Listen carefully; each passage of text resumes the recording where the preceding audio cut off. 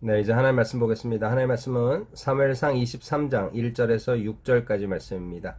제가 1절 한 절 말씀만 제가 봉독합니다. 사람들이 다윗에게 전하여 이르되 보소서 블레셋 사람이 그일라를 쳐서 그 타작마당을 탈취하더이다 하니. 아멘. 예, 지금 다윗은 광야 생활을 시작하고 있습니다. 사울의 칼을 피해서 도망자의 삶을 지금 살아가고 있는 거죠. 그러나 하나님은 이 시간을 또 그대로 헛되이 보내게 하지 않습니다. 왕의 수업을 하게 하시는 거죠. 아둘람 공동체 400명을 모으게 하시고 그곳에서 또 그들과 함께 숙식하며 그들의 연약함을 채우는 왕의 역할을 지금 배우고 있는 거죠. 그러나 상대적으로 사울은 어떻습니까? 계속해서 더 무너져 갑니다. 자기의 이 권력에 취해서 하나님 앞에 자신의 모습을 성찰하지 못하는 어리석음에 빠져 있고, 또 자기가 이룬 것처럼 자기의 이 권력을 지키려는 그 마음에 베냐민 자기 동지파를 지금 충동해서 이간질하고 또 모함하고 스스로 피해망상에 빠져 있는 모습을 드러내고 있는 거죠. 거기다가 다윗과 함께 모의하여 자기를 죽이려고 한다는 명목으로 아히멜렉 제사장과 그 집안을 다 몰살하는 아주 최악의 악을 범하고 있는 거죠.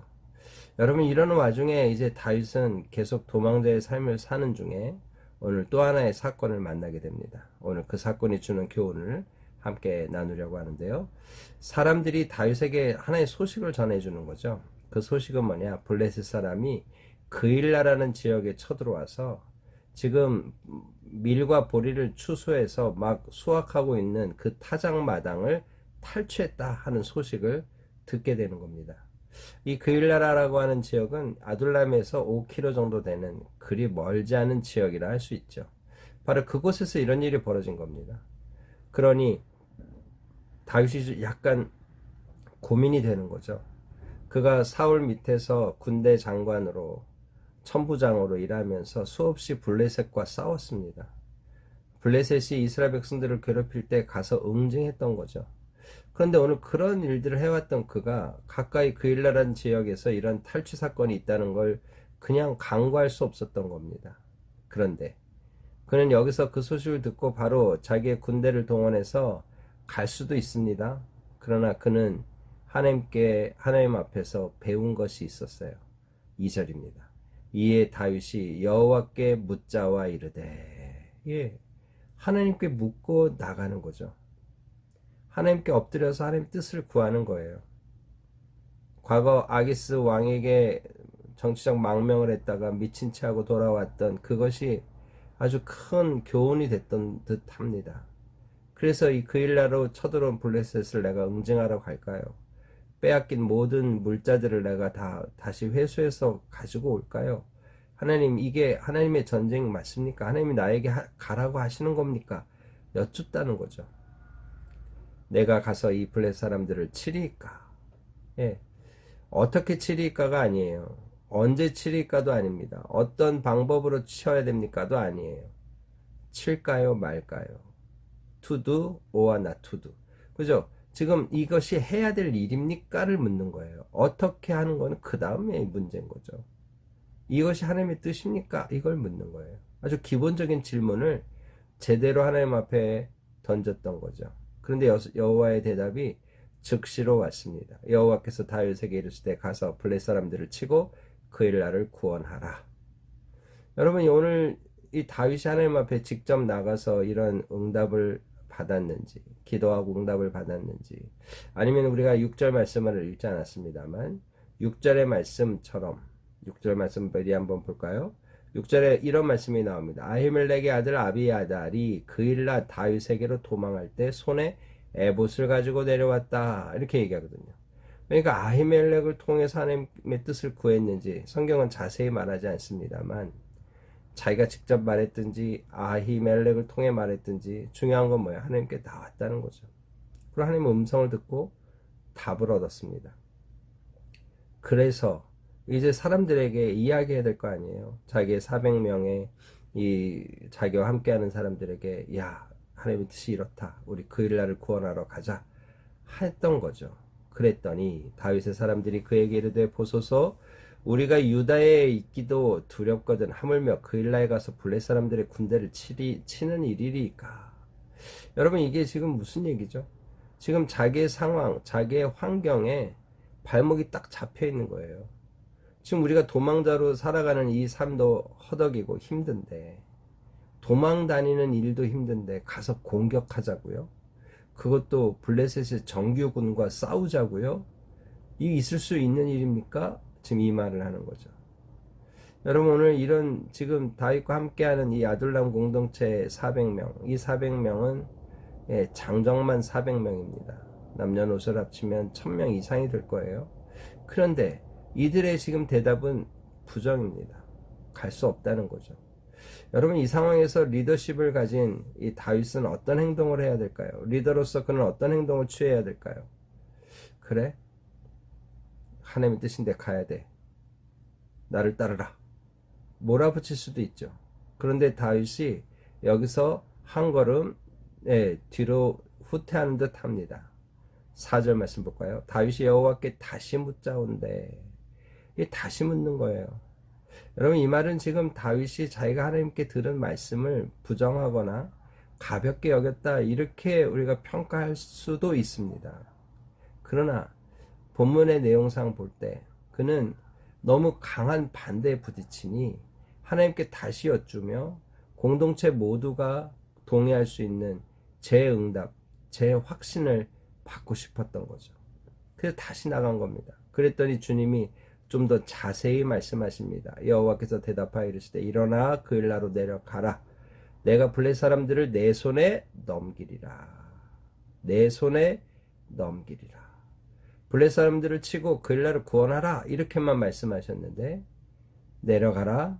내가 블레 사람들을 내 손에 넘기리라. 아주 구체적으로 다시 한번 확증해 주시는 거예요. 여러분 오늘 이렇게 다시 한번 확증된 이야기가 주는 힘이 뭘까요? 다윗도 확신을 얻는 거고 이제 공동체 함께 목숨을 걸고 싸워야 될 이 군인들에게도 힘이 될 수 있는 거죠. 야 하나님께 다시 나갔는데 하나님이 다시 응답하셨어. 이건 분명한 하나님의 음성이야. 깨닫게 되는 거죠.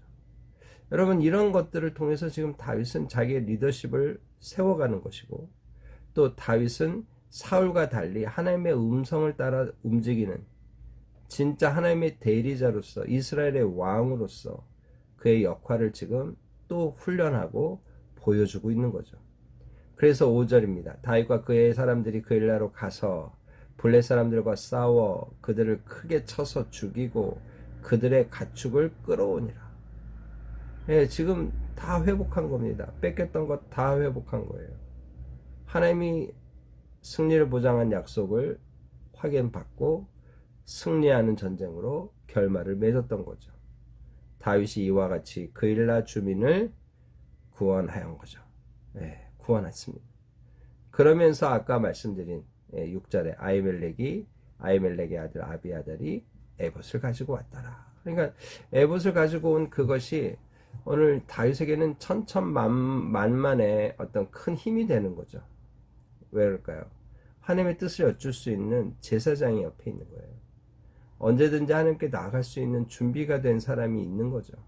여러분 이거만큼 큰 힘이 되는 게 없는 거죠. 바로 오늘 그 일나와의 싸움도 이런 면에서 하나님이 승리를 보장해 주셨다 하는 거죠. 여러분 오늘 본문이 우리에게 주는 교훈이 바로 그런 의미에서 한 4가지로 여러분과 나누려고 합니다. 하나님의 뜻인지 아닌지를 여쭙는 게 우선인 거예요. 어떤 일을 해야 되는지 말아야 되는지를 묻는 거죠. 그 다음이 어떻게 하는 겁니까? 어떻게 해야 되는 거냐를 묻는 거죠. 이것을 해야 됩니까? 말아야 됩니까? 이것을 하는 것이 하나님의 뜻입니까? 아닙니까? 여러분 순서가 다르면 안 돼요. 하는 걸 전제로 어떻게 할까요? 이게 아니에요. 이것을 해야 합니까? 이게 포인트였죠. 여러분 과거 여러분 사사기 마지막에 11지파가 베냐민 지파와 싸울 때도 마찬가지 아니었나요? 누가 먼저 나갈까요? 이걸 물으면 안 되는 거였죠. 싸워야 되는 전쟁입니까? 이걸 물었어야 되는 거예요. 그런데 오늘 다윗은 정답을 구한 거죠. 나가야 됩니까? 말아야 됩니까? 내가 마음이 아픈데, 내가 처참히 당하고 슬피 우는 내 동족, 내 백성의 고통이 느껴지는데 나가야 됩니까? 말아야 됩니까? 이거죠.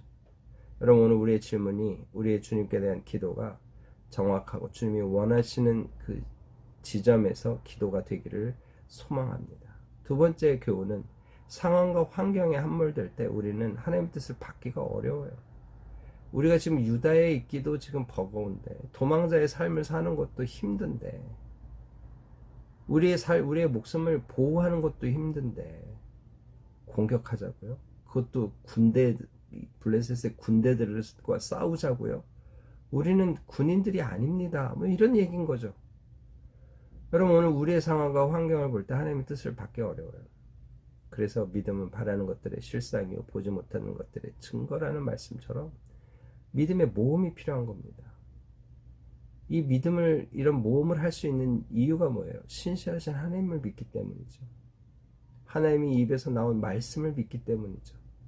여러분, 오늘 우리에게도 그런 믿음이 있기를 소망합니다. 그래서 상황과 환경을 뛰어넘는 믿음으로 주님께 반응할 수 있기를 소망해 봅니다. 세 번째 교훈은, 공동체를 위해서 재응답을 요구할 수 있는 이런 좀 인내와 지혜가 필요한 거죠.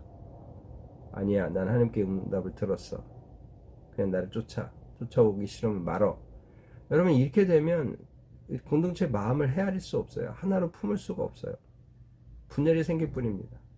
다시 들어보자. 하나님의 뜻이 무엇인지 다시 확인해보자. 여러분, 오늘 이런 다윗의 모습이 이 진정한 리더십을 가진 모습이었다는 거죠. 여러분, 오늘 우리에게도 이런 여유와 확신이 있으면 좋겠습니다. 하나님이 다시 응답을 똑같이 하실 것을 믿기 때문에 이렇게 할 수 있는 거 아니겠어요?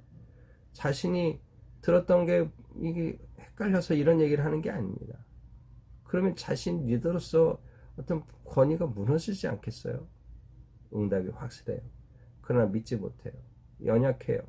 다시 들어보자. 여러분, 오늘 이런 여유와 믿음이 오늘 우리에게 있기를 소망합니다. 마지막 네 번째는, 이런 믿음의 결과는, 믿음의 응답에 대한 주님의 결과는 말씀의 성취입니다. 오늘 그 일날을 구원했어요. 블레셋 사람들의 손에서 모든 것을 찾아 돌아왔습니다.